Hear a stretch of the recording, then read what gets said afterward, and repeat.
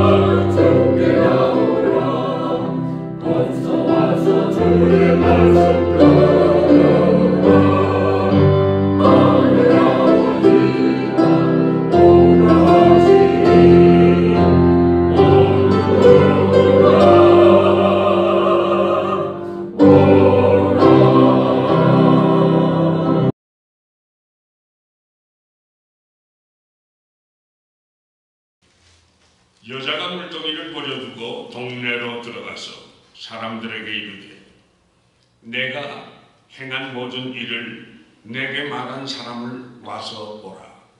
이는 그리스도가 아니냐 하니 그들이 동네에서 나와서 예수께로 오더라. 아멘. 이것은 하나님의 말씀입니다. 오늘 본문의 말씀에 불행하게 인생을 출발한 사마리아 여인의 스토리가 있습니다. 우선 이 여인은요, 사마리아인으로 태어났다는 그 자체가 불행한 것입니다. 역사적으로 보면 남쪽의 유다요, 북쪽의 이스라엘, 이렇게 남북 왕조로 이스라엘 민족은 갈라져서 살았습니다. 그러다가 주전 722년에 북이스라엘은 아수르라고 하는 나라의 멸망을 당하게 되고 조금 후에 유다는 바벨론에게 멸망을 당하게 됩니다. 바벨론에게 멸망을 당한 유다는 바벨론이 그렇게 포악한 정치를 하지 않아서 70년 동안 정적을 보존하다가 귀국을 하게 됩니다. 그런데 북쪽 이스라엘은요, 그 아수르라는 아주 악독한 민족이었습니다. 마치 우리나라가 일제의 그 핍박을 받던 것과 같이 아주 악독해서 이 아수르는 혼혈 정책을 쓰고 강제 결혼을 시키고 그래서 이스라엘 민족의 씨를 말리려고 했습니다. 그래서 피가 섞여지고 종교도 혼합 종교화돼서 이제 도무지 야훼 신앙의 근본을 찾아볼 수 없을 정도가 됐습니다. 그래서 유다 민족이 보니까 이것은 민족이 서로서로 같은 동질성을 유지할 수 없을 정도가 되어버렸습니다. 그래서 유대 민족이 보니까 같은 동질성을 유지할 수 없는 아주 잡종화가 되어 있었습니다. 그래서 그들은 사마리아인이라 부르기 시작했습니다. 유대인들은 이 사마리아인과 상종도 하지 않을 뿐만 아니라 개나 짐승처럼 취급을 했습니다. 유대인들은요, 이제 사마리아인들을 같은 민족 취급을 하지 않았습니다. 심지어 사마리아 기경 땅을 밟는 것조차 더럽다고 생각해서 멀리 우회해서 돌아서 이렇게 다닐 지경이었습니다. 그런데 에스라, 느헤미야 시대에 무너진 예루살렘 성전을 개축하는데 사마리아인들이 와서 우리들도 이 성전에서 예배드리곤 했는데 우리들도 적극 이 성전을 개축하는데 돕겠다고 그렇게 말하니까 유대인들이 거절했습니다. 너희같이 더러운 피를 가진 민족이 어떻게 성전을 우리와 함께 같이 질 수 있겠는가, 허락할 수 없다고 그러면서 짓지 못하게 했습니다. 사마리아인들은 화가 났습니다. 그래서 그들은 모세 오경을 성경을 뜯어 고쳐서 자기 식대로 바꾸어 버렸습니다. 그래서 모세 오경의 시온산을 예루살렘을 지워버리고 그리심 산으로 바꾸어 버렸습니다. 모세 오경을 사마리아 오경이라고 바꿨습니다. 이제 사마리아 여인으로 태어난 사람은 태어날 때부터 종족 차별을 받으면서 태어나게 된 것입니다. 이 여인은 정말 불행한 핸디캡으로 태어나게 된 것이나 마찬가지죠. 그런데 이 여인은 남편으로부터 5번이나 버림을 받았습니다. 이 기사를 읽는 사람들이 교역자들까지도 이 여자가 행실이 너무 나빠서 남편을 5번이나 갈아치운 죄인 중에 죄인으로 그렇게 취급을 합니다. 그러나 그건 잘못된 거예요. 그 당시에 여자들의 상황을 보게 될 때 여자가 마음대로 남자하고 남편하고 이혼을 강요하던 시대가 아니었습니다. 오히려 여자들이 이혼을 당하던 시대입니다. 예를 들면 빵을 좀 태웠다든지 기분을 나쁘게 했다든지 남편에게, 그러면 남편이 이혼하자고 이혼서를 써주면 그냥 이혼을 당하는 그러한 여자들이 참 말로 다 할 수 없는 박해를 받는 그러한 시대였습니다. 그러니까 이 여인은 5번 자기가 이혼을 한 것이 아니고 이혼을 당한 것이죠. 5사람. 그래서 남편들에게 버림을 받고 억울하고 한많은 삶을 살고 있는 이 여인을 보면서 날때부터 불행한 한 여인을 우리는 볼 수 있습니다. 이 여인의 성격은 내성적인 성격이었습니다. 사람이 불행을 당하면 확 풀어버리는 그런 사람도 있고, 또 대인관계에서 수다를 떨면서 자기의 그 운명을 극복해 나가는 사람들도 없지 않아 있습니다. 그러나 이 여인은요, 성격상 그런 사람이 못 되었습니다. 그저 숨어버리고 사람들과는 단절되고 인간관계가 다 떨어진 그러한 채 불행하게 살고 있는 여인입니다. 이 여인에게는 희망도 없고 이 여인은 미래도 없고 그저 그날 물을 길어서 그날 먹고 사는 것뿐입니다. 기쁨도 없습니다. 소망도 없습니다. 그저 하루하루 살아가는 것이 이 여인의 인생살입니다. 오늘 본문은 이런 여인이 예수 그리스도를 만나서 인생의 잃어버린 기쁨을 되찾고 살 가치를 되찾는 이야기가 나와 있습니다. 도대체 예수님을 만난 이 여인이 한 인간이 어떻게 됐기에 이렇게 인생이 급반전됐는가 하는 것입니다. 이 여인의 기쁨은 어디에 있었습니까?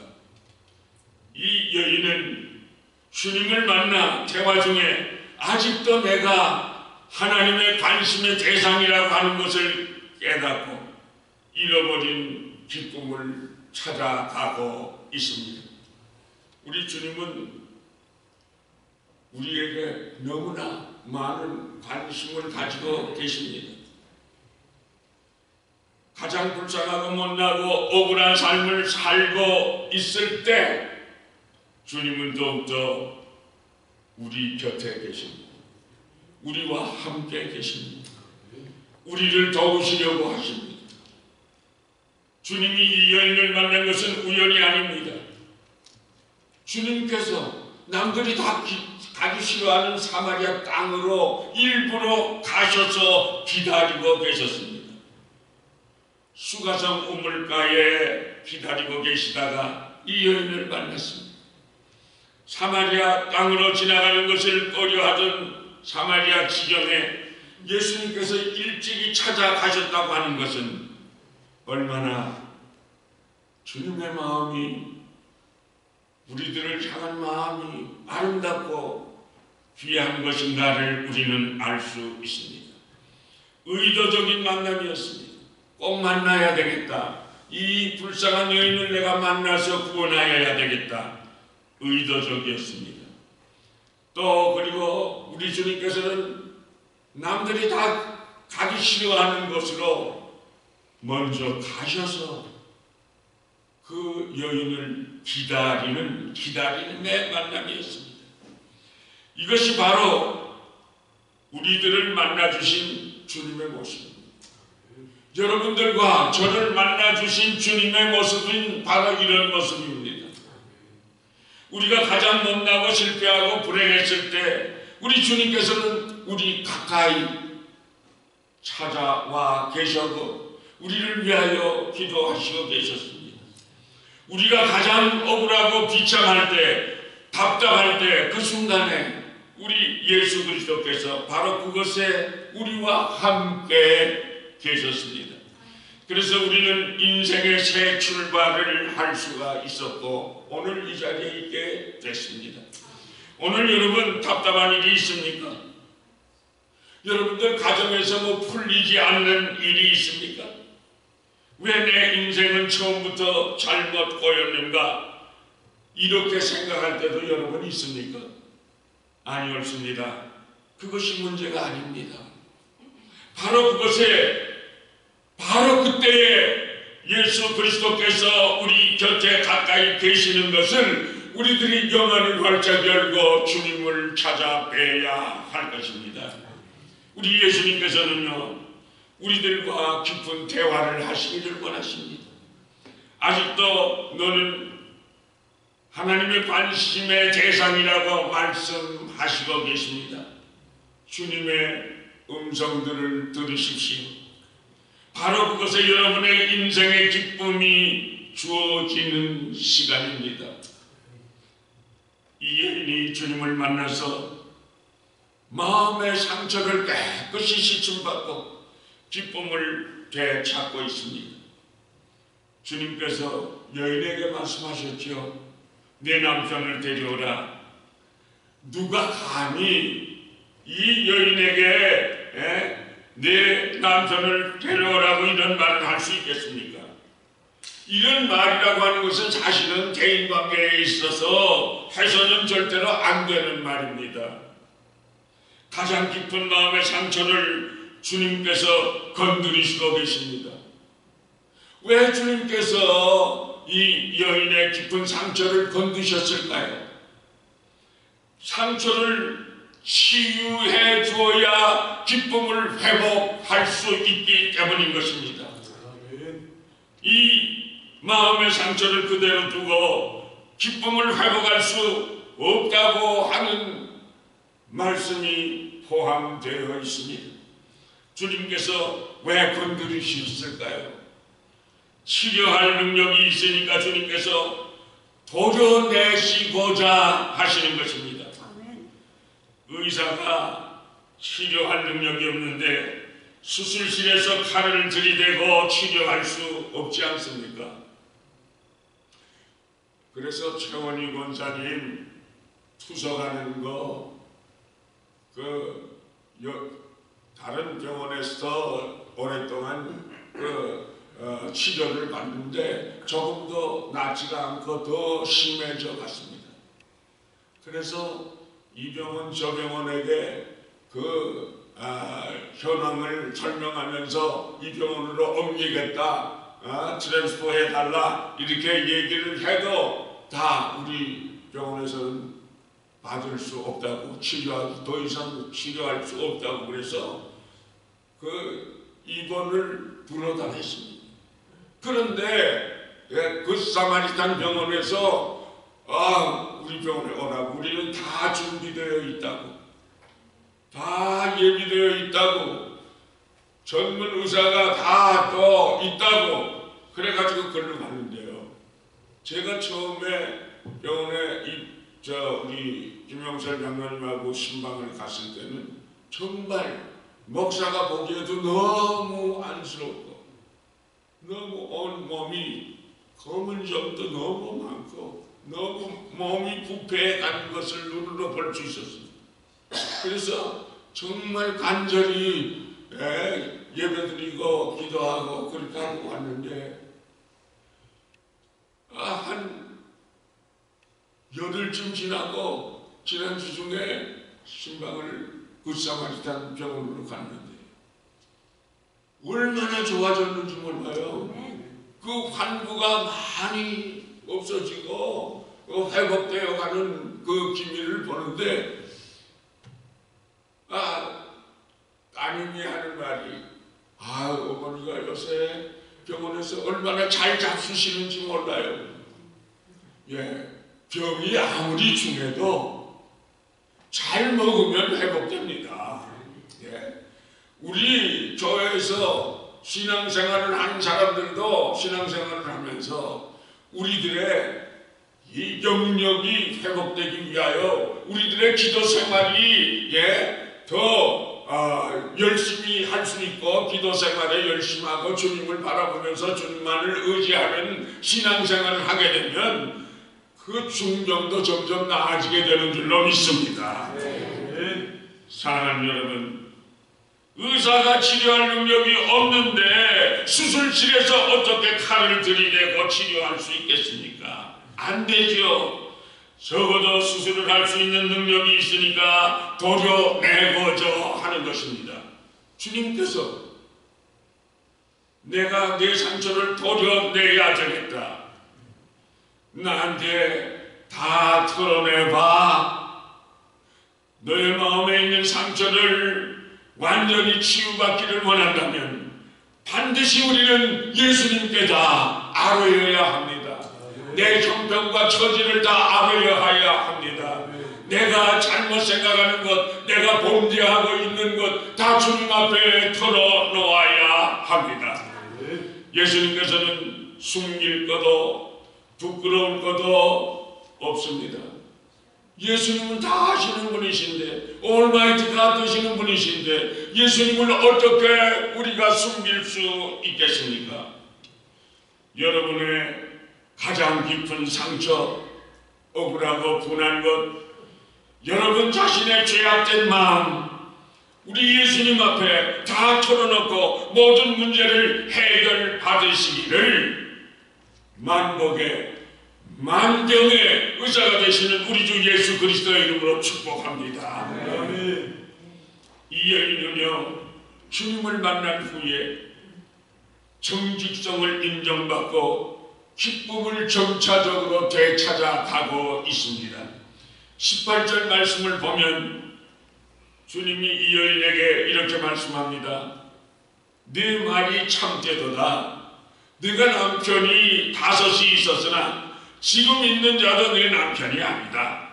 사랑하는 성도 여러분, 네 말이 참되도다. 남편을 데려오라는 예수님의 질문에 대해서 이 여인이 어떻게 해서든지 그냥 둘러댈 수도 있지 않았겠습니까? 그런데 이 여인은 예수님께 저는 남편이 없습니다, 이렇게 고백하고 있습니다. 이 여인이 인간적으로는 결함이 많이 있었겠지만은 그 마음만은 정직한 사람이었습니다. 그래서 주님은 바로 그 정직성을 지적해 주고 있습니다.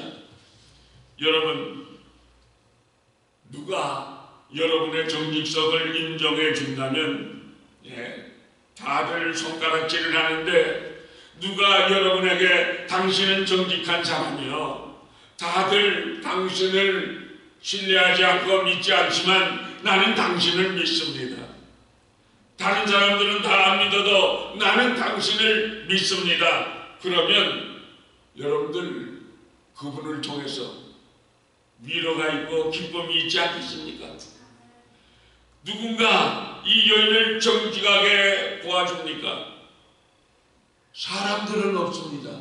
다 손가락질을 하고 더러운 여인이라고. 그래서 떼약볕 강렬한 그 빛이 떠있는 낮에는 사람들이 다 안 다니고 그리고 잠자는 시간입니다. 그런데 그때 물길로 오는 여인입니다. 아무도 사람이 없으니까, 다른 사람들 만나기 싫어서. 그러나 우리 주님만이 올바른 안목이 계시는 분이십니다. 이 여인은 불행한 삶을 살았지만은 순수한 사람이지 않느냐, 주님 말씀하십니다. 우리는 어떠한 사람이 되어야 하겠습니까? 여러분, 이 세상에서 주님이 가장 싫어하는 사람은 누구인지 아십니까? 저는 그렇게 생각합니다. 정직하지 않은 사람, 거짓말만 하는 사람, 순수하지 않고 미선이 있는 사람, 주님께서 가장 싫어하시는 줄로 압니다. 신앙이라는 것이 무엇입니까? 정직하게 살려는 노력이 아닙니까?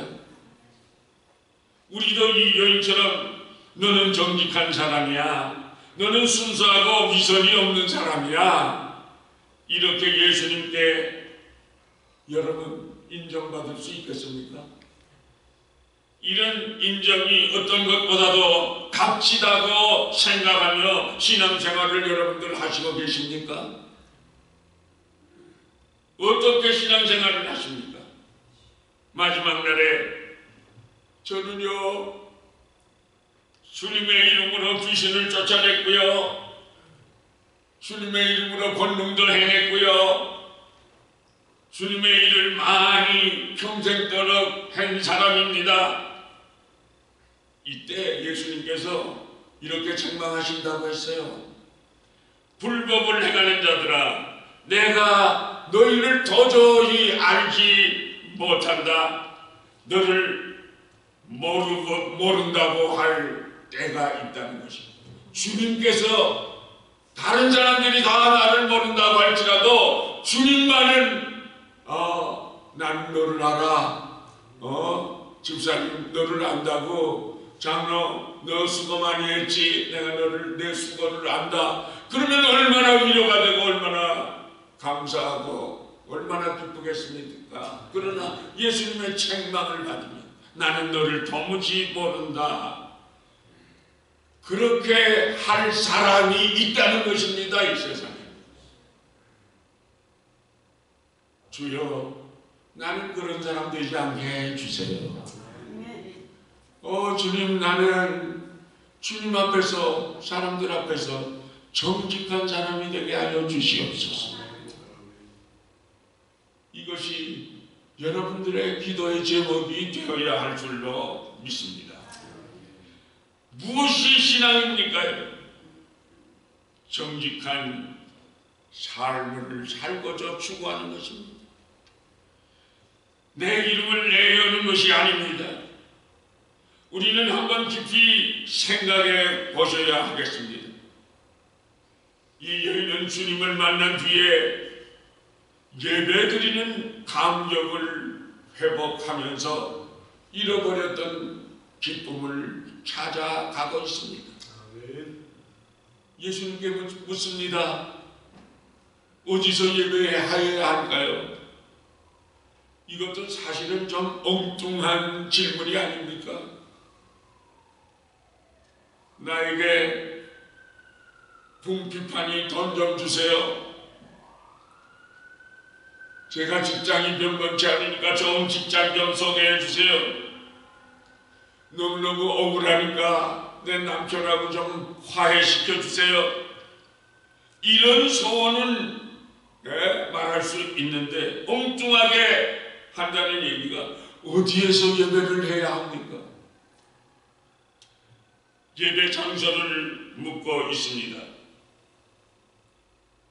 우리 예수 믿는다고 하는 사람들 중에서 예배가 즐겁지 않은 사람들도 많이 있습니다. 영적으로 병든 사람이죠. 문제가 있을 때 예배 보고 싶어 합니까? 여러분은 그렇다면 이미 영적으로 회복될 가능성이 있으신 분입니다. 그런데 문제가 있으면 아예 예배번호 못 오는 사람들이 있습니다. 나중에는 교회 발걸음을 끊는 사람들도 있습니다. 이런 사람은요, 가망이 없습니다. 육신의 병이 들었을 때 식욕이 떨어집니다. 밥상을 보기조차 싫어합니다. 그러나 중병에 걸려서 식욕이 돌아오고 먹고 싶으면 아무리 중병에 걸렸다고 하더라도 그 병을 회복하는 징후라고 볼 수 있습니다. 이 여인이 이렇게 묻습니다. 예배를 드릴 때 예루살렘에서 예배를 드려야 합니까? 아니면 우리 조상들이 그러는데 그리심산에서 예배를 하는 것이 좋습니까? 예수님께서 대답하십니다. 예배할 때는 장소가 중요한 것이 아니다. 신령과 진리로 예배하여야 하나님이 기뻐 받으신다라고 가르쳐주고 있습니다. 여러분, 예배하는 이 시간 자원하는 심정으로 나오셨습니까? 누구에게 이끌려 나오셨습니까? 예배 시간이 무엇보다도 소중하다고 생각하십니까? 할 수 없어서 나오셨습니까? 세상의 어떤 것보다도 하나님과의 약속된 예배 시간을 나는 반드시 생명을 걸고 예배 시간을 지키겠다고 결심하시고 계십니까, 여러분? 왜 대답이 없어요? 여러분들 정말 생명이 있는 날까지 성수주일 하기를 원합니다. 원하시는 분은 아멘 하십시오. 아멘. 감사합니다. 그렇다면 여러분은 영적으로 성숙한 사람이 되어가는 것입니다. 세상에 어떤 풍파가 마귀 시험을 한다고 하더라도 항상 그리스도 안에서 새로운 감격 속에서 살아갈 수 있는 줄로 믿습니다. 이 여인은요, 메시아를 만난 기쁨을 표현하고 있습니다.